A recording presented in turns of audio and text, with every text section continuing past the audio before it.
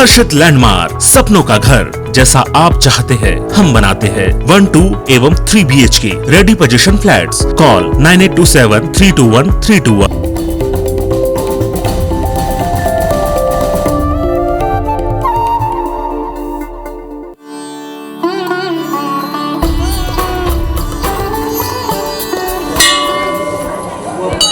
बस्तर की आदिम लोक संस्कृति के उत्सव, उल्लास और आराधना का पर्व है बस्तर दशहरा। भगवान राम की असत्य पर जीत के पर्व की तरह नहीं, बल्कि बस्तर दशहरा शक्ति की उपासना के पर्व के तौर पर मनाया जाता है।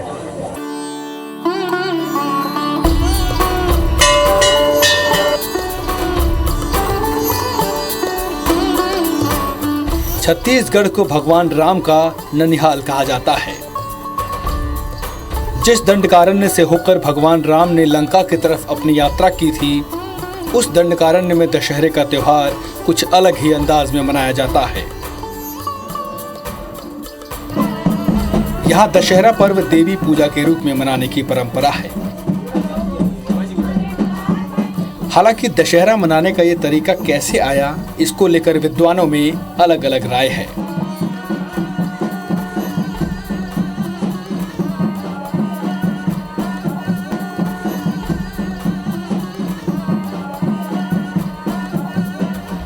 विजयादशमी के दिन में राज परिवारों में शस्त्र पूजा का चलन था और जिस तरह पूरे भारत में दशहरा मनाई जाती थी उसी तरह से। लेकिन चालुक्य वंश के चौथे शासक राजा पुरुषोत्तम देव के पूरी यात्रा के बाद उन्हें रथपति की उपाधि जगन्नाथपुरी में दी गई और 16 चक्के का रथ प्रदान किया गया ताकि वो जाकर अपनी दशहरा मनाए और दशहरा का ये रथ संचालन की प्रक्रिया बस्तर में प्रारंभ करे। राजा पुरुषोत्तम देव जगन्नाथपुरी से लौटने के बाद लगभग 1410 के बाद से बस्तर में रथ परिक्रमा का जो प्रथा है वो प्रारंभ हुआ। और बस्तर में एक खासियत है कि यहाँ राम और रावण की युद्ध से पृथक माई दंतेश्वरी जो यहाँ के अधिष्ठात्री देवी हैं और राज परिवार की कुल देवी हैं, उनको विराजित करके ये दशहरा पर्व मनाया जाता है। यहाँ जो दशहरा का जो पर्व है ये तो रियासत काल समय से शुरू हुआ था, राजाओं पुरुषोत्तम समय से शुरू हुआ था दशहरा का कार्यक्रम। जो नवरात्र में जो प्रतिपदा से लेकर मैंने विदाई तक, काशनकारी से लेकर विदाई तक कार्यक्रम जो है राज परिवार द्वारा संचालित है शुरू से रियासत काल समय से।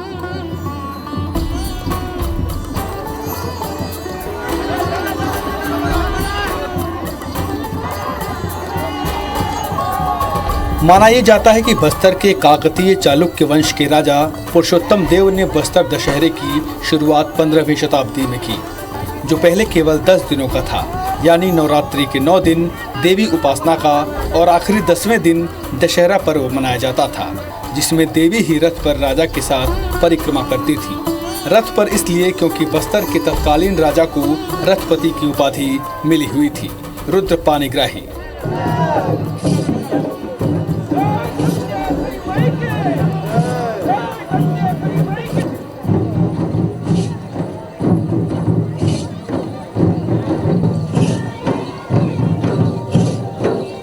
रथ में छत्र जो परिक्रमा होती है, जो माई जी का छत्र है, जो देवी के रूप में उसको पूजा किया जाता है, देवी के रूप में छत्र को माना जाता है। उसको रियासत का समय से ही माई जी का छत्र बना के जो राजाओं ने जो संचालन की शुरुआत किया है कि देवी को ना रखें, छत्र उनके नाम से, उनका जो छत्र है उनका देवी के नाम से जो छत्र है उसको पूजा पाठ कर प्राण परिचय करके जो रखा गया है, उसको माई के रूप में उसको ले जाकर रथ में रज में विराजमान करके उसकी परिक्रमा की जाती है और उसी के साथ ही दशहरा का कार्यक्रम को संपन्न किया जाता है। राजा महाराजा शासन से ये जो बस्तर दशहरा पर्व है ये आ रहा है और इसको निभाते हम लोग आ रहे हैं। पहले जो हमारे दादा परदादा थे, उसके बाद मेरे पिताजी के बाद मैं, और इससे भी और आगे हम ये जो दशहरा है इसको आगे ले जाएंगे।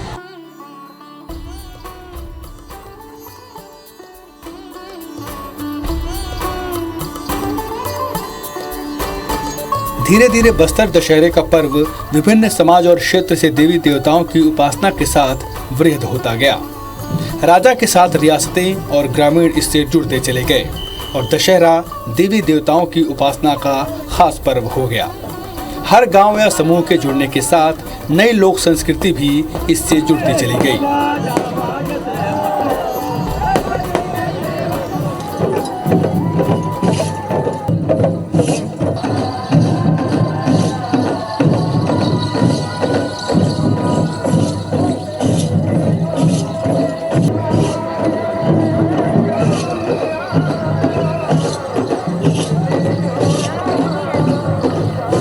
अब ऐसे बस्तर दशहरा आज 75 दिनों का सबसे बड़ा त्योहार बन गया।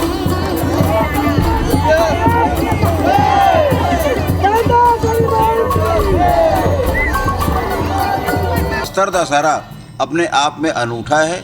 इसको संपन्न करने के लिए विभिन्न गांवों के लोगों द्वारा, प्रशासन द्वारा कम से कम 20,000 लोगों की इसमें भागीदारी होती है। और सिर्फ बस्तर दशहरा में शामिल होने के लिए आसपास के गांव के सीमावर्ती राज्यों के करीब 600 से ज़्यादा देवी देवताओं को भी आमंत्रित किया जाता है। बस्तर दशहरा 75 दिनों तक नहीं चलता। बस्तर दशहरा की रस्में 75 दिनों में पूरी होती है।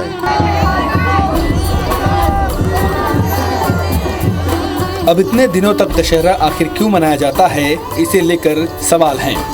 माना यह भी जाता है कि उत्सव धर्मी बस्तर के लोग त्योहार और जश्न मनाना बेहद पसंद करते हैं और यही वजह है कि किसी भी पर्व और परंपरा को निभाने में जरा भी पीछे नहीं रहते। और इसी ने बस्तर दशहरे को खास भी बना रखा है, क्योंकि 6 सालों से भी अधिक समय से ये रस्म आज भी वैसे ही निभाई जा रही है।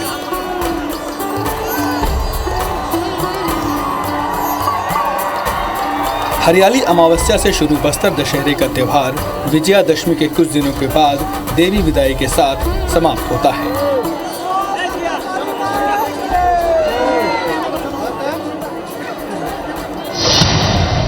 पचहत्तर दिनों तक चलने वाले बस्तर दशहरे की शुरुआत होती है हरियाली अमावस्या के साथ। छत्तीसगढ़ में हरेली का त्यौहार प्रकृति पूजा के रूप में बड़ी धूमधाम से भी मनाया जाता है। ठीक इसी दिन छत्तीसगढ़ के बस्तर में दशहरा की शुरुआत होती है और परंपरा के अनुसार पहली रस्म होती है पाट यात्रा की, जब किसी खास गांव से साल वन की खास लकड़ी पूजा के लिए लाई जाती है। दंतेश्वरी मंदिर के सामने ये सारी रस्म अदा की जाती है और बाद में इसी लकड़ी का इस्तेमाल दशहरे के दौरान चलाए जाने वाले रथ के औजार बनाने के लिए किया जाता है।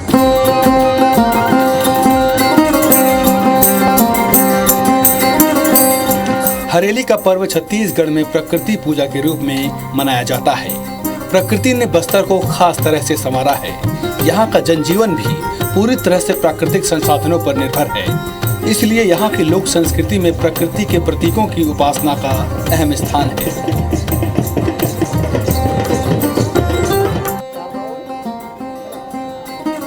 हरियाली अमावस्या से शुरू होने के बाद अगली रस्म सिंहासन में डेरी गड़ाई होती है। इसके बाद महत्वपूर्ण काछन गदी रस्म में समाज विशेष की नाबालिग कन्या कांटे के झूले पर बैठकर बस्तर के पूर्व रियासत के राजा को आशीर्वाद देती हैं। जब तक ये रस्म नहीं होती तब तक दशहरा मनाने की सही तरीके से शुरुआत नहीं मानी जाती। काछन देवी रस्म में राजा को आशीर्वाद देने के साथ दशहरे का जश्न शुरू होता है और रथ की परिक्रमा भी इस बीच काछन देवी की 9 दिनों तक लगातार उपासना भी होती रहती है।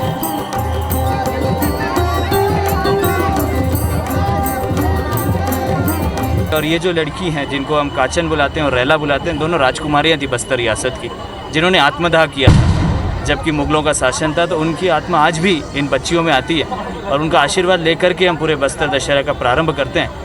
राजा बोले कि मैं जो भी अपना पूजा अर्चना करूँगा, नया खाऊँगा, तो आराध्य देवी का रहना जरूरी है। तो उनके रूप में माता बोली कि मैं उनके रूप में मावली के रूप में रहूँगी और इसलिए यहाँ पे मावली परघाव होता है। मावली परघा में जो वहाँ दंतेवाड़ा से जो डोली आता है उनका, तो मावली के रूप में आते हैं वो।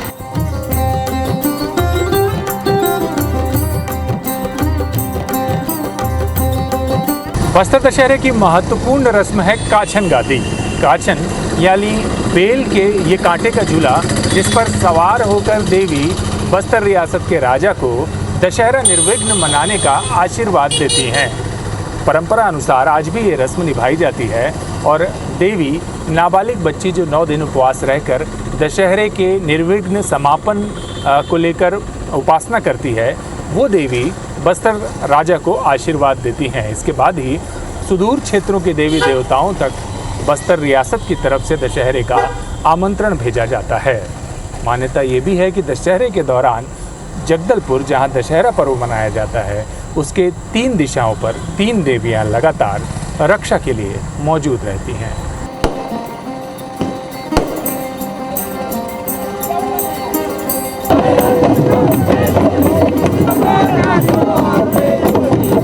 परंपरा के अनुसार काछन गाढ़ी रस्म होने के बाद राजा दशहरे के लिए सभी देवी देवताओं के नाम ग्रामीण अंचलों में विधिवत आमंत्रण भेजते हैं कि वे दशहरा पर्व में शामिल होने आए। इसके साथ ही देवी देवताओं का आगमन शुरू हो जाता है। कुछ देवी देवता इससे पहले भी आते हैं और इसके लिए विशेष आमंत्रण किया जाता है। मूल रूप से दशहरे में एक एक कर मावली परघाव तक सभी देवी देवताओं का आना दशहरे में शुरू होता है।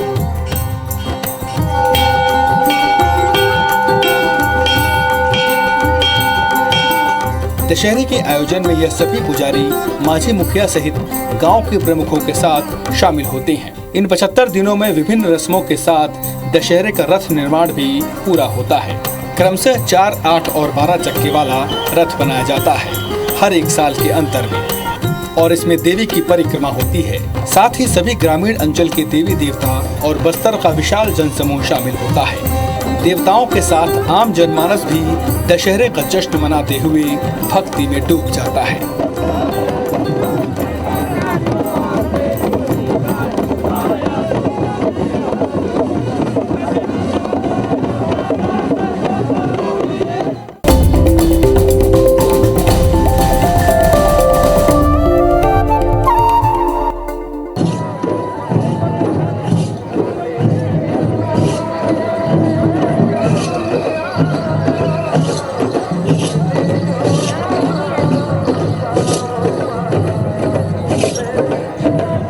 बस्तर दशहरे में आदिम परंपरा की खास झलक भी देखने को मिलती है। फिर वो सुदूर अबुझमाड़ के देवी देवता हो या फिर जगदलपुर के।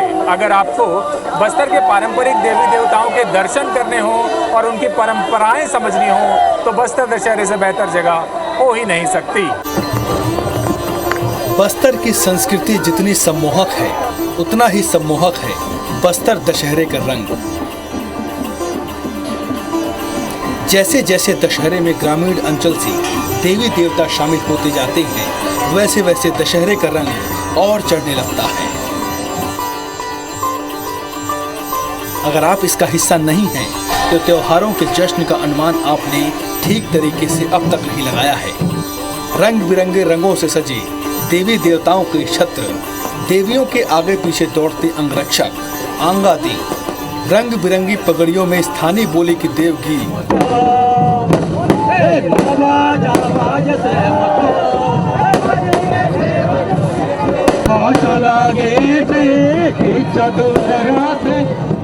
बेतहाशा आदिम धुन पर थिरकते पुजारियों के पैर एक अलग ही जादू पैदा करते हैं।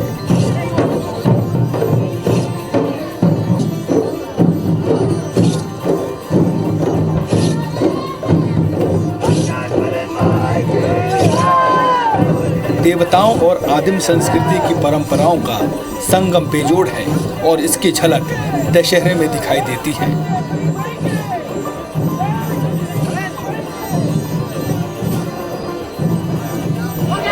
जब 250 से अधिक देवी देवता इसमें शामिल होते हैं।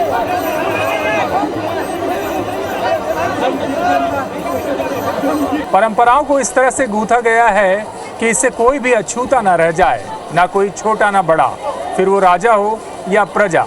यही वजह है कि बस्तर दशहरे में 600 सालों से लोग पीढ़ी दर पीढ़ी इन परंपराओं को बखूबी और पूरी जिम्मेदारी से निभाते आ रहे हैं। बस्तर दशहरे में रथ परिक्रमा नवरात्र के साथ शुरू हो जाती है। बस्तर दशहरे में रथ परिक्रमा की परंपरा है। पहले फूल रथ, क्योंकि ये फूलों से सजाया जाता है, और फिर 6 दिनों बाद बिल्कुल नया रथ। ये हर साल के अंत में 8 और 12 चक्कों का होता है, फूल रथ से काफी बड़ा।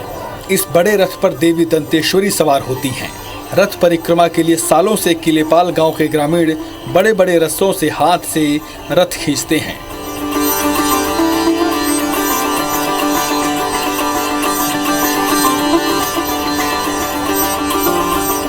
और मावली मंदिर से गोल बाजार तक शहर के हिस्सों में घुमाते हैं और इस तरह आसपास देवी देवताओं के अंगरक्षक देवता मस्ती में झूमते चलते हैं।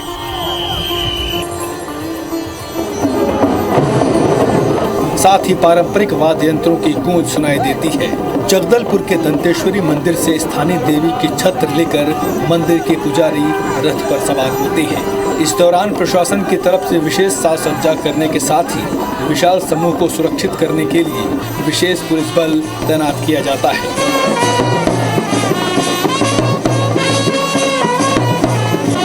ये सुरक्षा बल निरंतर दशहरे के दौरान पर्यटकों के साथ साथ स्थानीय लोगों की सुरक्षा पर बारीकी से ध्यान देते हैं। अगले 6 दिनों तक यह सिलसिला जारी रहता है और 9वें दिन होता है। मावली पर घाव देवी को सलामी देने के साथ विशाल जनसमूह कई किलोमीटर लंबी कतार में स्वागत करने खड़ा हो जाता है। देवी की डोली की अगुवाई करने पूरा शहर सड़कों पर उतर जाता है।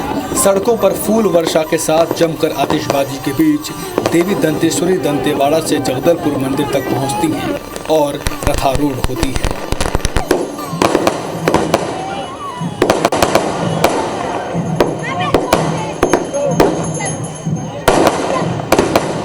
है ना कमाल की परंपरा, जहां राजा को अपने लोगों को समझाने के लिए बल का प्रयोग नहीं करना पड़ता, बल्कि बराबरी का सम्मानपूर्वक व्यवहार करना पड़ता है।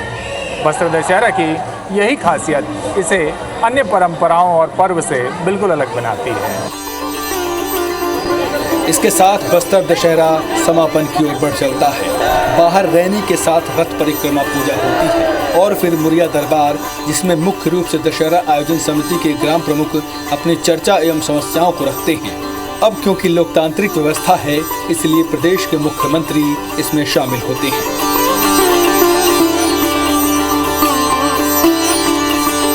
परंपराओं का यही सम्मिश्रण बस्तर दशहरे की खासियत है और भारतीय समाज की विरासत भी, जिसे बस्तर दशहरे ने अब तक संजो कर रखा है। तो आप भी आइए बस्तर दशहरा देखने और शामिल हो जाइए यहाँ की अनूठी परंपराओं में।